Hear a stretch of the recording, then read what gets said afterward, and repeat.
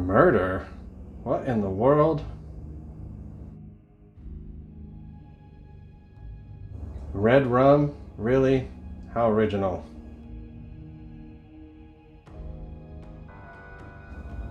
Mr. Rued? What are you trying to say?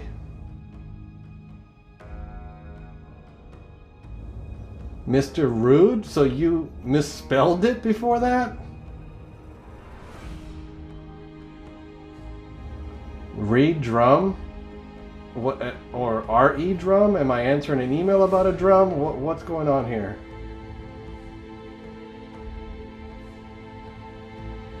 Mud?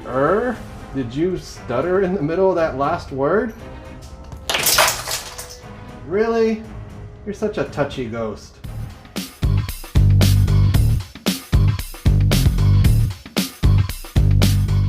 Sponsored by Local Touch Online, a free online magazine that has an exclusive article by Pop Culture Geekery every month.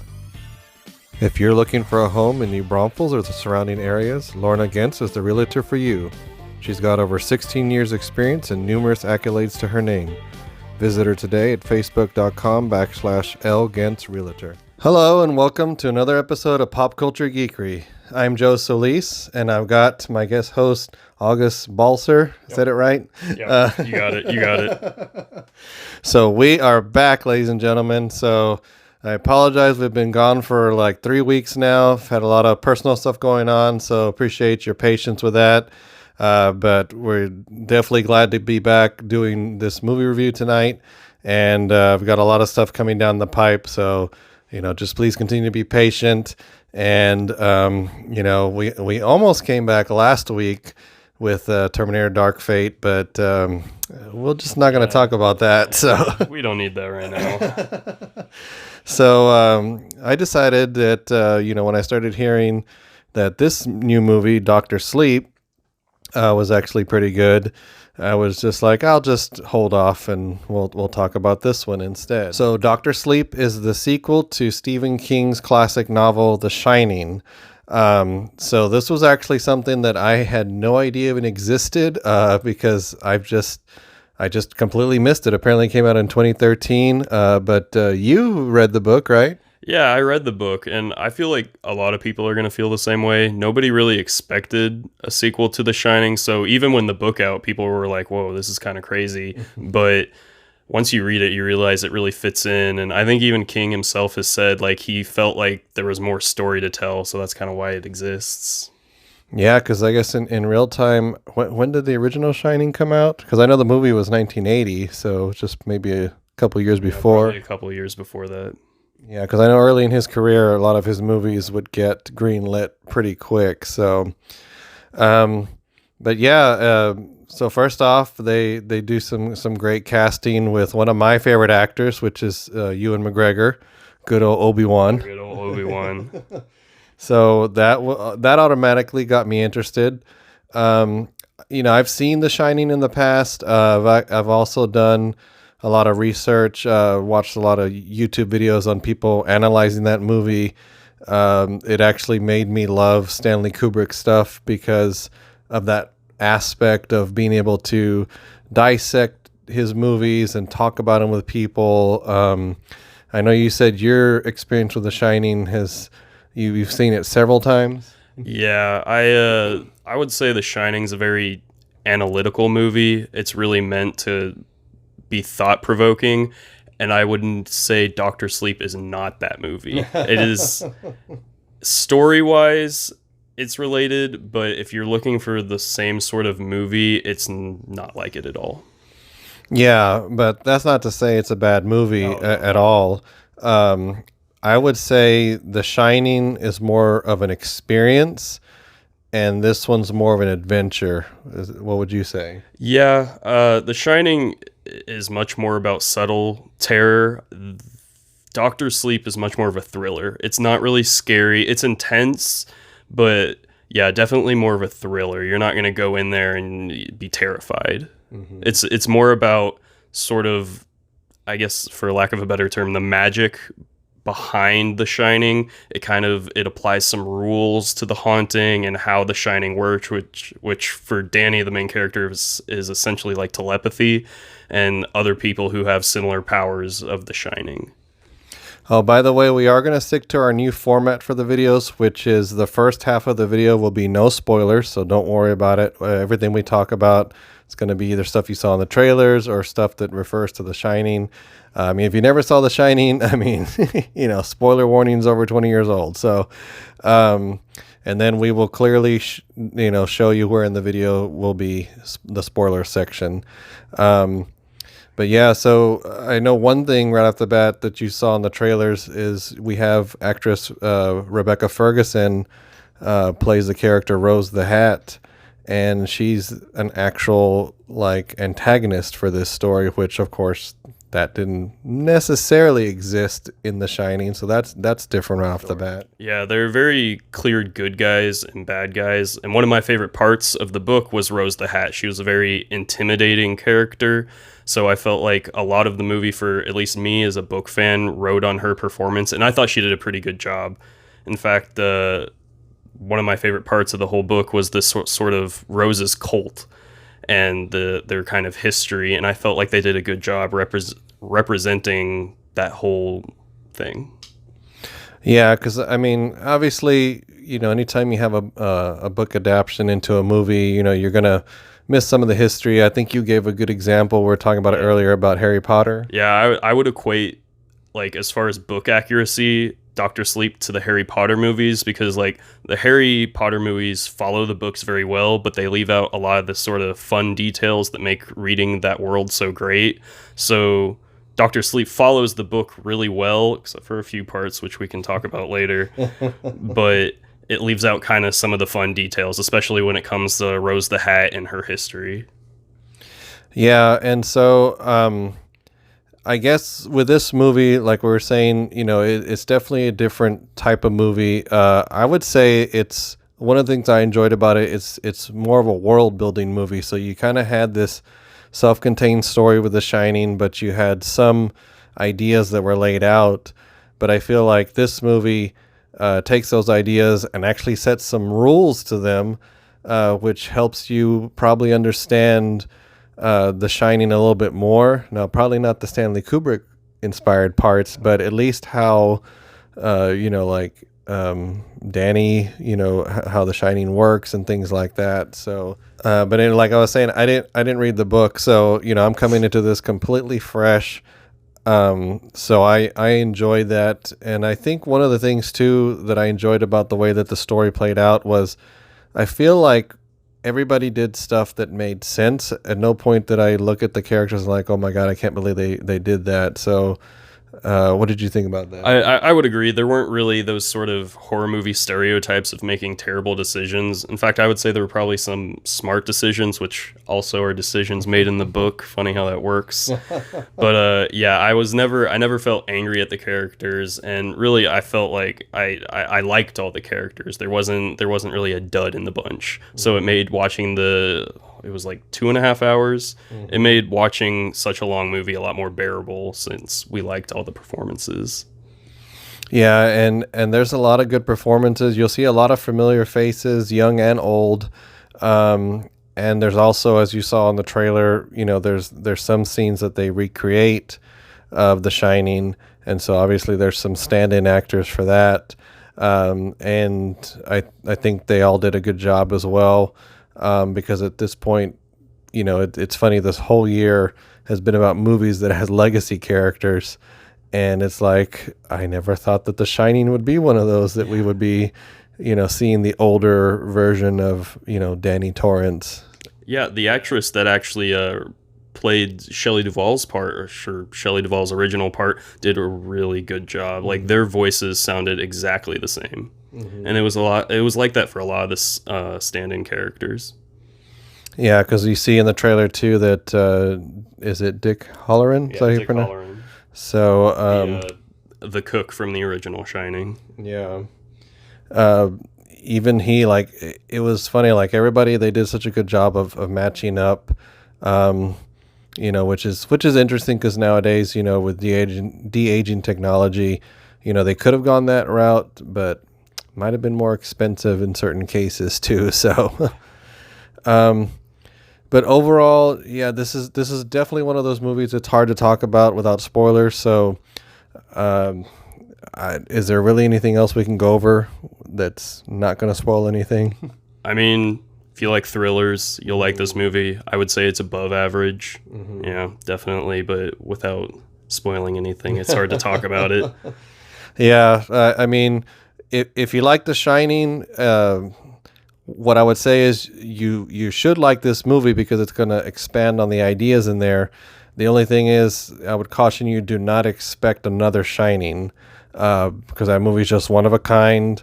And I mean, I do like that this one just kind of world built or builded. I don't know how you say that. But Yeah, I would say if you're sort of into that sort of horror fantasy kind of lore, you'll really enjoy this. And that's one reason I really loved the book and really enjoyed this movie, was just sort of the world it builds. But if you're looking for the same cinematic experience, it's nowhere. It recreates some of the famous scenes just kind of as a nod, like, yeah, we did that.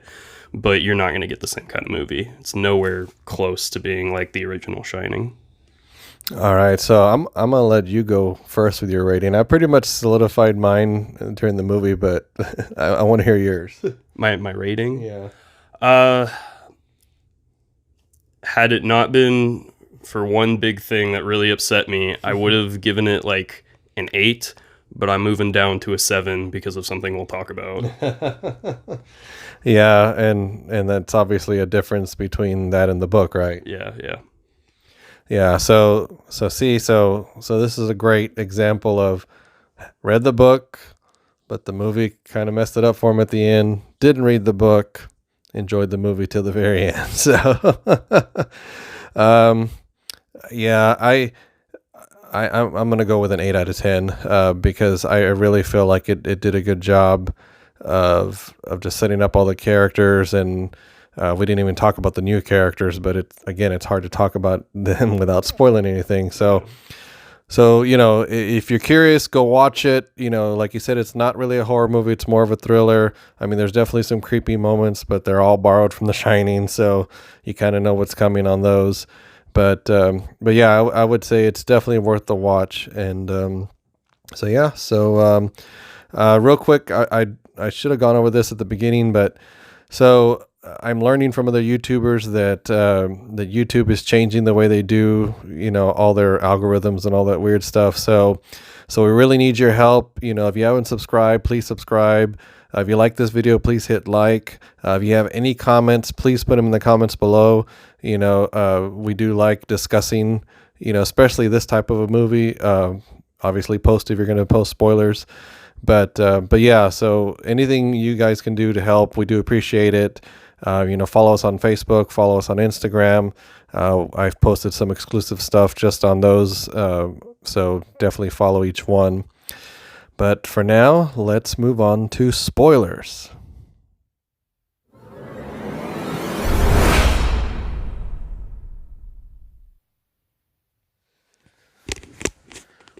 All right, so thanks for staying for the spoiler section. So, what should we talk about first? I mean, so if you saw my rating, I brought it down a notch because of one big thing, and that was Danny Torrance, our main character. He dies at the end, and that does not happen in the book. And I'm not one of those purists that I'm like, it needs to be exactly like the book, but sort of one of the main lessons that you read is throughout Danny's life, he's very tortured and he's slowly trying to end his own life. So at the end of the book, when he doesn't die and he kind of conquers his demons, that's real closure because he doesn't die, because he's able to keep on living, and you don't get that in the movie. And it was all the more disappointing because, like I said, it's a lot like the Harry Potter books. It followed the books so well, except for that one little detail, and I found that a little frustrating as a book fan. Mm-hmm. No, I mean, I can definitely see that, and so we'll work backwards here then a little bit, since we obviously started at the ending. But so the gist of this movie is that they establish that there's a group that for all intents and purposes they're like vampires, except they feed on people who have the shining. Um, and then of course it's already established that there are people in the world like Danny who have the shining. And so that's the driving force behind the movie, is that Rose the Hat and her group, I guess as the world has moved on and not been so mystical or whatever, it's like people are not, there's not as many people with the shining. That's kind of what I got. We get the overarching theme that we get in a lot of fantasy, that as our technology has increased and how we've become more connected over like the internet and stuff, that the world is slowly losing its magic. And I feel like we see that theme a lot in movies, and that's one of the themes of this.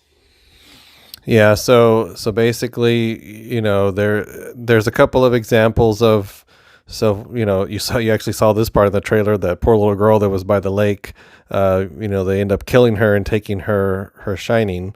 And then the one girl that you see in the trailer who's with the short blonde hair walking out of the movie theater, I guess I use her as an example of, well, they don't just steal the shining. Sometimes they will turn a person just like you would turn a person into a vampire.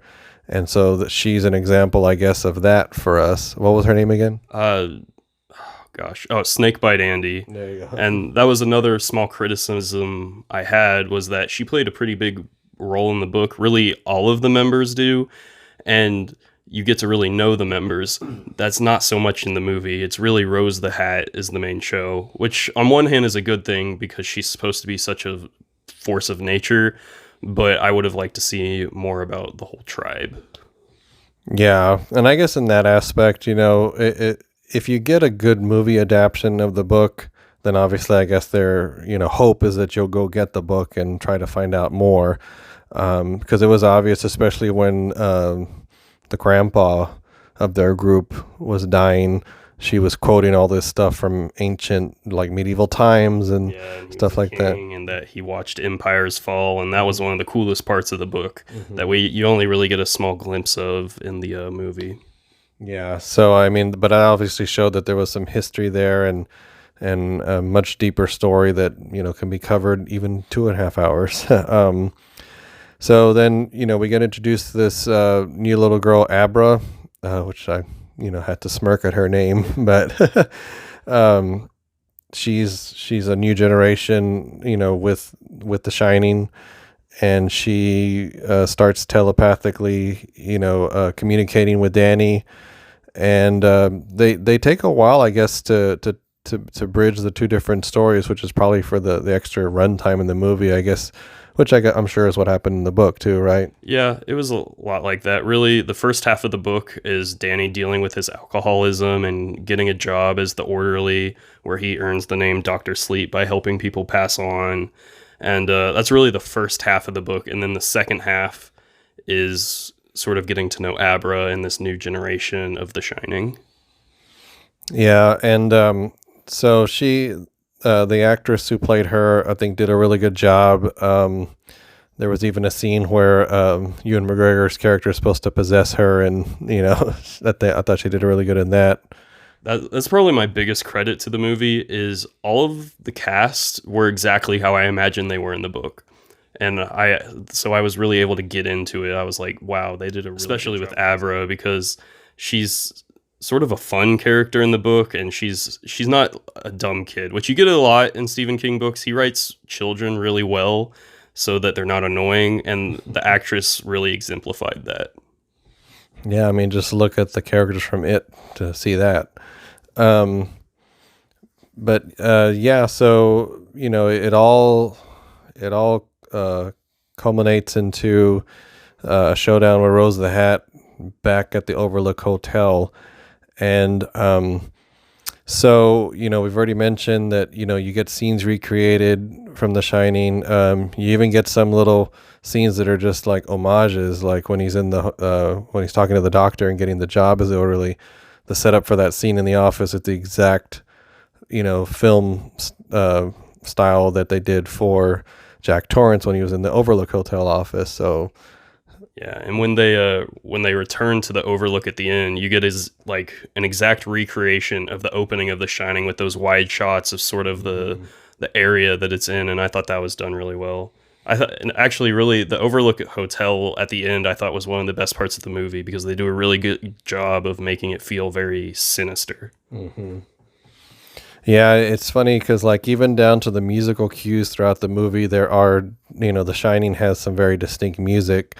But when like I said, when they go to the Overlook, they do a more sinister version of the music, and of course it's at night, but they do the same tracking shot across the lake, and yeah, they do a really good job. It's funny that this is the second time that The Shining has been recreated, because I remember Ready Player One, they recreated that, and I feel like there was something else from this year that recreated it. Wow. Somebody comment, because I feel like something else was recreated this year for The Shining, but I could be wrong. But obviously for both Ready Player One and this one, Ready Player One was more of a direct, like, this is what it looked like, and we're just putting our characters in it. This one is, this is what it looked like, over, 30 years later, I guess, in their world. Yeah. So, God, what else to talk about? This is one of those movies. It's not as much as The Shining to where you can dissect. You're definitely going to be looking for Easter eggs. Like August said, you probably should pick up the book if you want to learn more about the antagonists. It's so hard to organize. I definitely would have to see it at least one more time. Yeah, when you're watching The Shining, I think a lot of that imagery is much more metaphorical, whereas the imagery in this movie, it's a lot more Easter eggs and like fun nods to Stephen King things. Like they mentioned Ka, which is sort of this theme Stephen King has in a lot of his books, which is basically the Force from Star Wars. Mm-hmm. So as a book fan, I was like, hey, I know what you're talking about. And I was like, that was pretty cool. Mm-hmm. Like August mentioned, we do get an actor, that plays Shelley Duvall's character, Dick Halloran's character, and of course a young Danny. But we also get Jack Torrance shows up at the end, and it was one of those. I guess the other ones you just kind of automatically forgive, but this one, it's Jack Nicholson, and it's like, yeah, the actor who they put in for place for him is fine. But that was the one that was hardest for me to swallow. Yeah, you get a scene between Danny and his father, the ghost of his father, sort of discussing things over a drink. And I thought it was a really great scene, and I really liked it.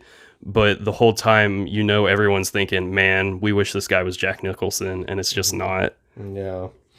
Especially with de-aging technology, but I think more than that, it just would have been expensive to bring him back. But but then you would have had to have done it for everybody, I guess. But oh well.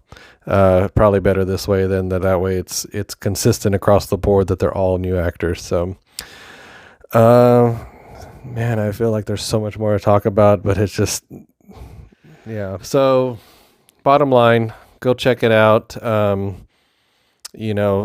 would refresh myself on The Shining before you go watch it. We all went together to go watch the 4K restoration when they showed it in theaters last month. But I would definitely rewatch The Shining before you watch this one. I think you'll appreciate it more. You'll catch a lot more of the Easter eggs. So other than that, yeah, it's a definite watch. So anything else? Nope. I would say it's probably one of my favorite thrillers in recent memory. Mm-hmm. Thriller, not horror movie. Yeah, distinction for sure. So, all right. Well, thanks again, guys. And like we said, subscribe, like, comment, do all those good things. Follow us on social media, and we will see you next time.